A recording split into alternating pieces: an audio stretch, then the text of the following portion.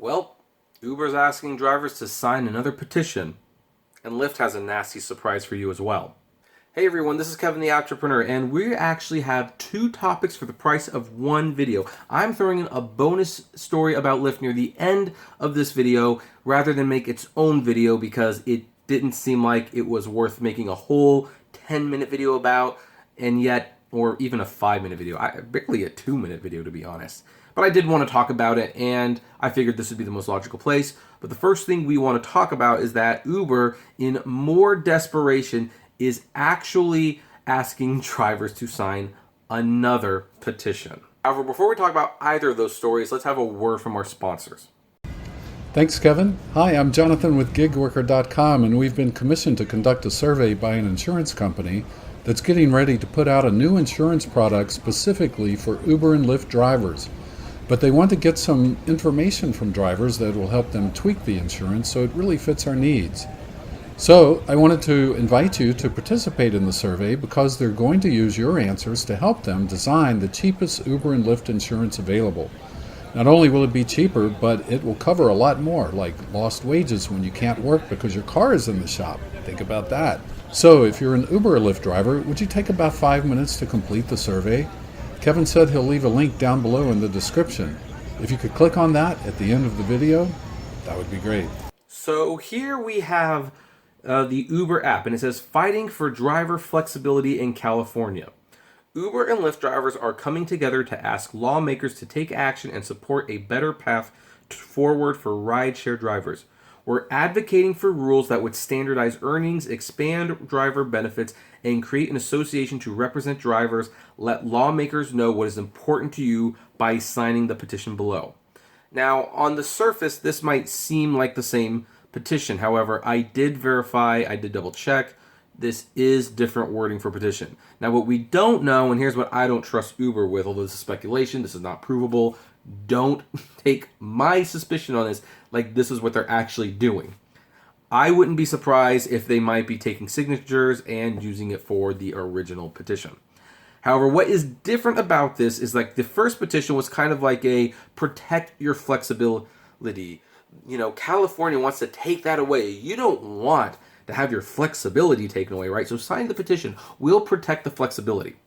And it came off as condescending, of course, because Uber, always asks us for help when they need it. But do they ever listen to our pleas for not cutting the rates, giving us better bonuses, raising the rates, rider verification, maybe protecting the women a little bit more? No, they don't. They don't care about any of that. They just want to remain a business. And someone at Uber, maybe because they watch videos like mine and Dustin's and everyone else's, realize how that first petition came sounding off. So right from the get-go with this one, they are doing a different approach. Instead of saying something along the lines of, hey, you know that little flexibility you like so much? It'd be a shame if that flexibility were to go away. Many thinks you should maybe sign the petition and the flexibility can stay. Very Godfather-like. Well, no. Now they're saying, hey, we're advocating for rules that would standardize earnings, expand driver benefits, and create an association to represent rideshare drivers. Let's let Congress and the lawmakers know. It's much nicer sounding.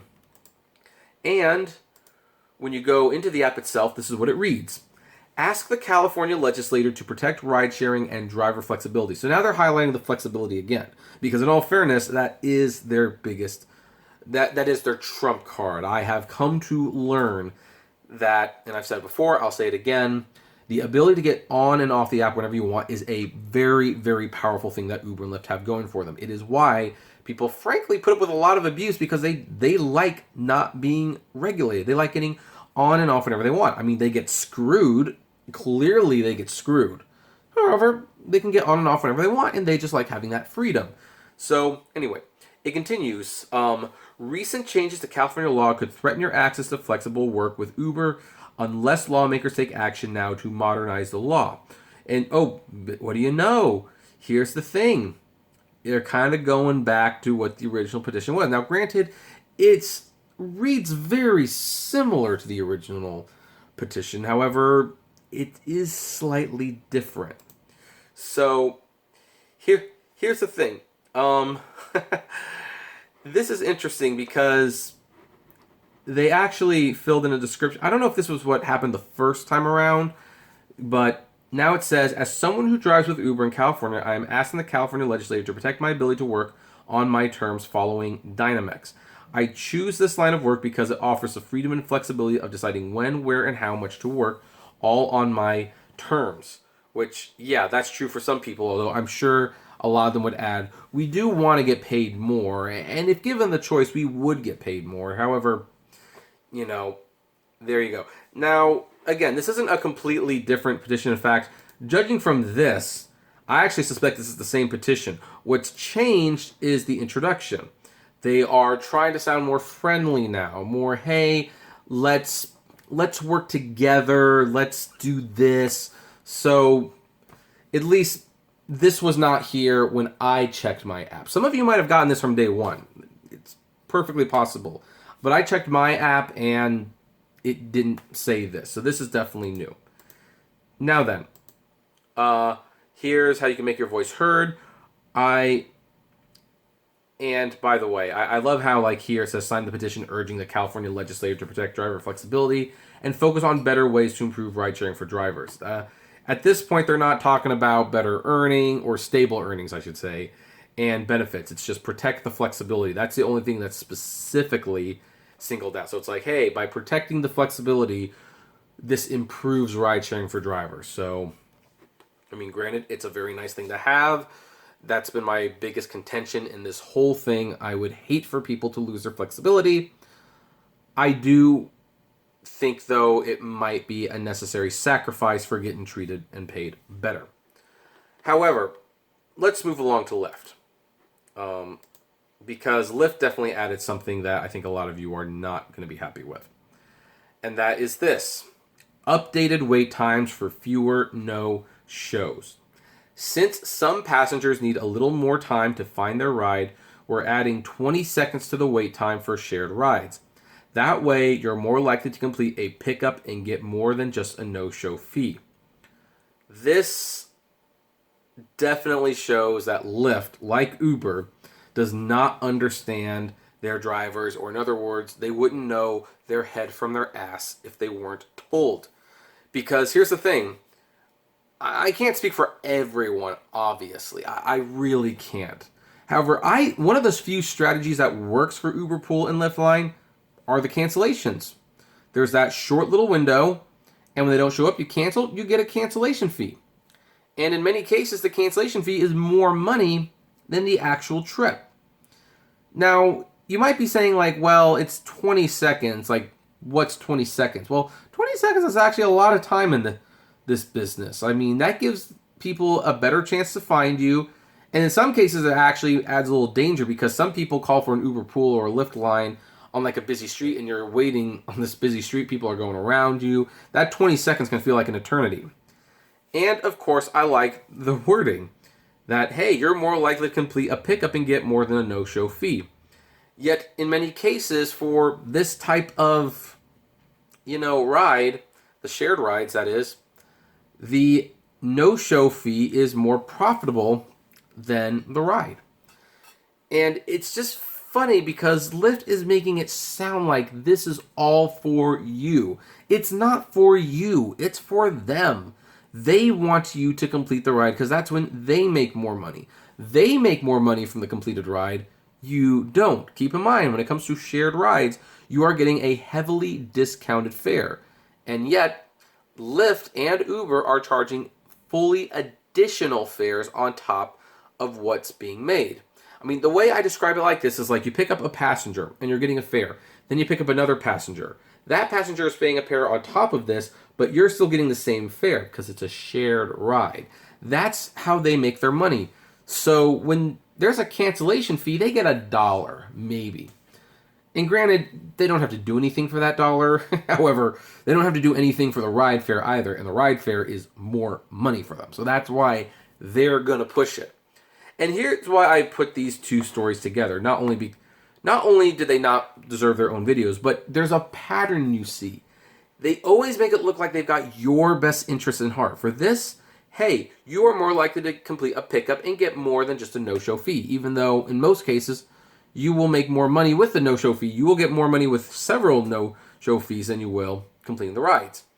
Meanwhile, you go all the way to the petition, and they act like, hey, we're doing you this big favor. We want to stabilize your earnings. We want to expand the benefits, and we want to create an association that represents drivers.